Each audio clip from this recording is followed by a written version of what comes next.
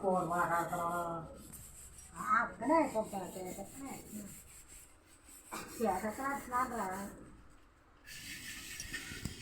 నేను గంటతో వచ్చేస్తాను పోనప్పుడు మీరు వచ్చాక తీసుకుని వెళ్దాం. నేను వస్తాను మీ ఇంటికి వెళ్తాను.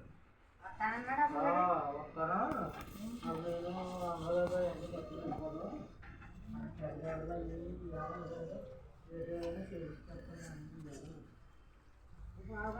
అక్కడ బాగుంటుంది చూసి